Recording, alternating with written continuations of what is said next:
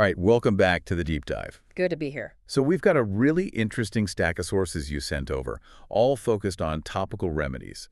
Specifically, we're going to get into the marketing around this Sringe Magnesium Oil Spray. Yep.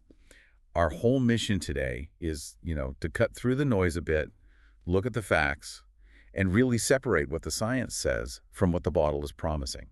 It's all about consumer transparency. And we have to say this right at the top. It's really important. Oh, absolutely, the disclaimer. This is strictly educational commentary. We're just analyzing the source material you provided on a consumer product. That's it. This is not medical advice. We are not, under any circumstances, telling you to take or to avoid any supplement. Think of us as just guiding you through the data. That distinction is so critical. Okay, so with that out of the way, let's start with the basics. What exactly is this product? It's actually pretty straightforward.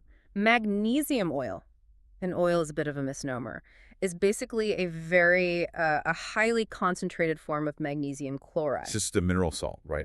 Exactly. A salt in a liquid that you can apply directly to your skin. The idea is for it to be absorbed right where you spray it.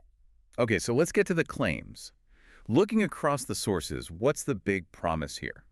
Well, the product is advertised pretty heavily as a simple fix for things like, sore muscles. Post-workout recovery, general tension, that sort of thing. You got it. Hey. They frame it as a very targeted, easy-to-use relief solution. But what's fascinating, and you pointed this out from the sources, is the feedback on this specific syringe spray.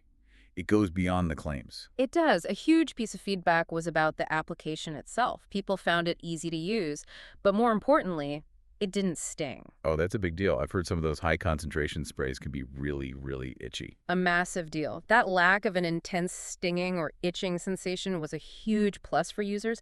I mean, that comfort level is a major factor in whether you'll even like a product. That makes perfect sense. Right. If it doesn't feel bad going on, you're probably going to use it more. And maybe be more open to its effects. So, okay, it's comfortable to apply.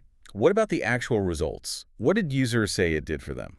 The perceived results, and I'm choosing that word carefully, were described as a mild and noticeable sense of relief. Mild? Yes. A gentle, soothing feeling on tense spots. It's really important to stress that the relief was subtle. Good for, say, everyday muscle tightness, but definitely not dramatic. So we're not talking about something for deep systemic pain or diagnosed issues. Not at all, based on the experiences noted. Wait a minute, though. If the relief is subtle, but the marketing is really strong, where does the actual science come down on this? And that is the core question for consumer transparency, isn't it? Is it just an expensive, pleasant placebo effect? Look, the scientific research into transdermal bioavailability, that's just a fancy way of saying how well magnesium actually absorbs through the skin. Right. That research is, it's currently quite limited. We just don't have definitive, large-scale studies that show consistent absorption that could, say, correct a deficiency. So results can vary a lot. A whole lot. Mm-hmm. From person to person, the results can be very different. Okay, so that context is key. Let's bring it all together then. What does this mean for you, standing in the aisle looking at this bottle? I think it means the product is real. It delivers a real, localized, and pleasant experience that's pretty typical for topical magnesium. You'll probably get some mild relief. You'll likely get some subtle relief for that surface-level tension and tightness.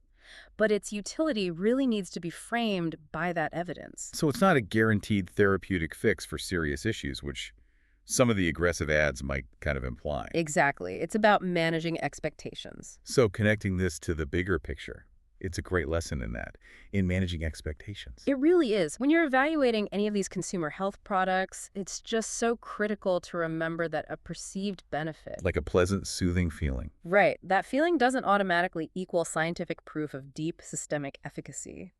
The sources we looked at force us to balance that nice personal experience with the realistic limits of the current research. It highlights that gap between what feels good and what we know is scientifically proven to treat an underlying issue. Precisely. Okay, so a final thought for you to mull over.